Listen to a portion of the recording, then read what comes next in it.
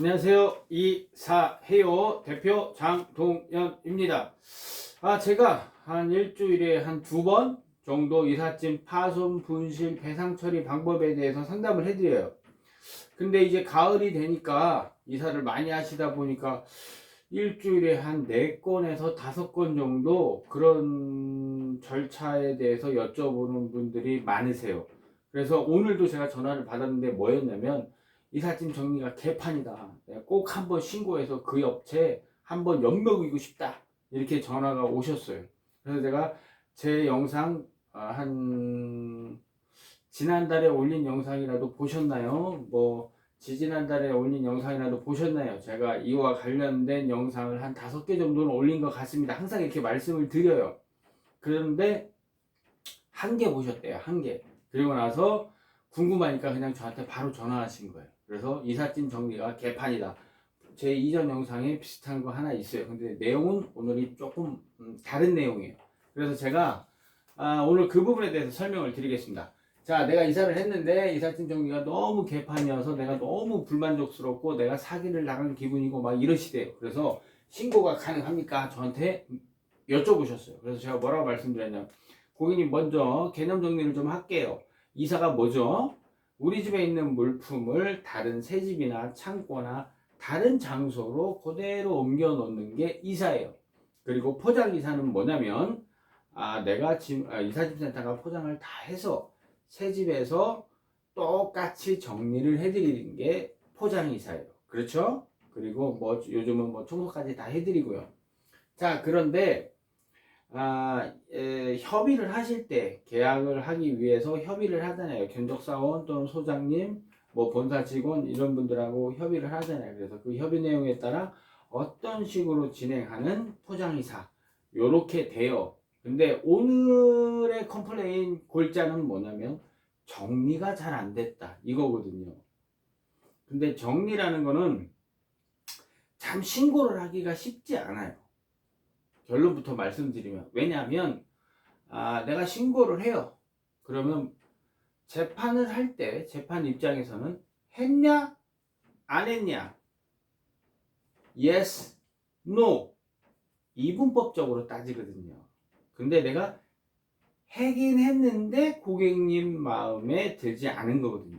그러면 이거를 판결을 내리는데 우리나라 법이 그렇잖아요. 또 다른 나라도 그렇겠지만 진행이 빨리 되는 법이 있고 시간이 조금 오래 걸리는 그런 법이 있잖아요. 근데 이 경우에는 법적으로 가서 처리를 한다고 해도 시간이 오래 걸릴 수밖에 없는 그런 사안이에요. 그래서 그게 쉽지는 않다 이렇게 제가 말씀을 드렸어요.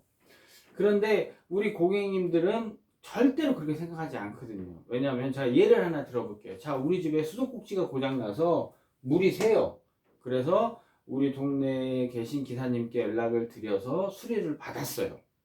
수리를 받아서 이제 물은 안 새는데 보기 안 좋아. 외관이 너무 안 좋습니다. 그래서 우리가 사용할 때 좀 불편하고 우리가 사용할 때 옛날에 훨씬 더 좋았던 것 같고 다시 해줬으면 좋겠고 이렇게 그런 마음에 다시 전화를 드리죠.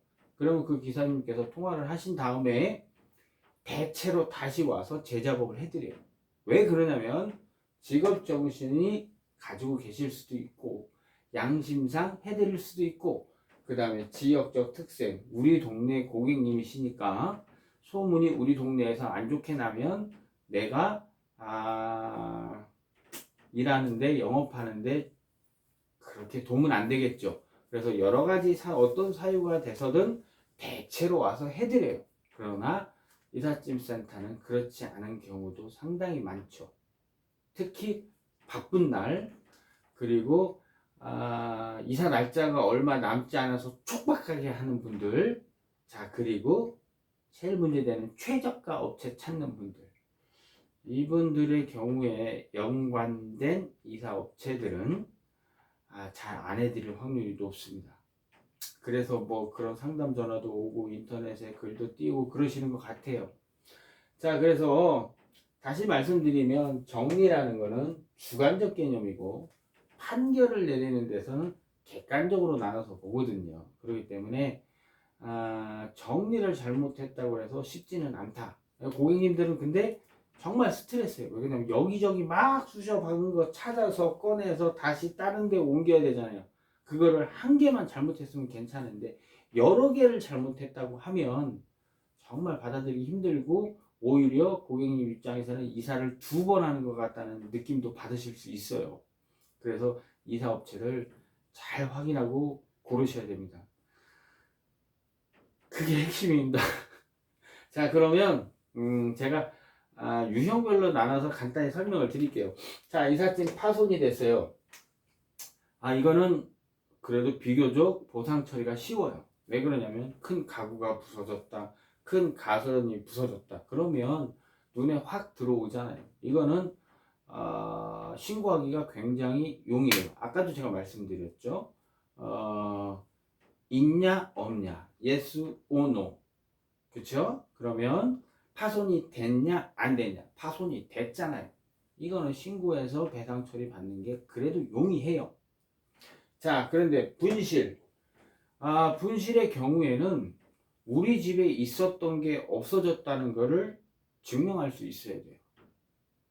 저 같은 경우도 분실에 관한 컴플레인이 가끔 들어와요. 올 봄엔가 제가 이사를 했어요. 제가 이사를 했는데 슬리퍼가 하나가 없어졌대요. 저희가 그리고 작년 겨울엔가 겨울 파카 잠바 하나가 없어졌대요. 그래서 이제 저한테 이제 컴플레인이 들어왔죠. 자, 저희가 장롱에 이렇게 장롱을 딱 열었어요. 그러면 장롱에 있는 옷을 그대로 저희 박스에 담잖아요. 그리고 그 박스를 밀봉을 한 다음에 다시 새 집에 가져가서 그 밀봉한 걸 뜯고 다시 그대로 걸어드리게 돼요. 그런데 분실이라는 거는 이 장롱에 어떤 브랜드가 몇 개 있었고 어떤 브랜드의 옷이 몇 개 있었고 긴팔 티는 몇 개 있었고 잠바는 몇 개 있었고 신사복은 몇 개 있었고 이거를 다 실셈을 해서 박스에 밀봉을 하진 않습니다. 그렇기 때문에 참 이삿짐이 분실됐다고 하면 이삿짐 센터도 참 받아들이는 게 쉽지는 않습니다. 뭐 저도 뭐 같이 현장에서 일을 하고 있는 입장이다 보니까 분실은 조금 억울한 경우도 있어요. 그리고 고객님 입장에서도 신고를 하시려면 내가 우리 집에 이사 당일날 아침까지 그게 있었다. 그리고 이사를 하고 보니까 없어졌다. 이거를 또 증빙하실 수 있어야 돼요. 그래서 분실도 조금 쉽진 않아요. 그리고 정리. 자, 정리로 넘어가 볼게요. 정리는 아까도 말씀드렸죠. 주관적인 개념이에요. 그래서 있다, 없다, 했다, 안 했다로 따지기 때문에 이것도 가능은 하나 길게 오래 걸리고 쉽지는 않은 부분이에요. 자, 그러면 이런 절차를 거치지 않고 내가 좀 이삿날 마음 편히 내가 좀 이삿날 좀 자유롭게 이사 끝난 다음에 조금 일상으로 빨리 돌아가고 싶다. 그러면 어떻게 해야 되나? 제가 가장 강조하는 게 있죠. 늘 강조하는 거.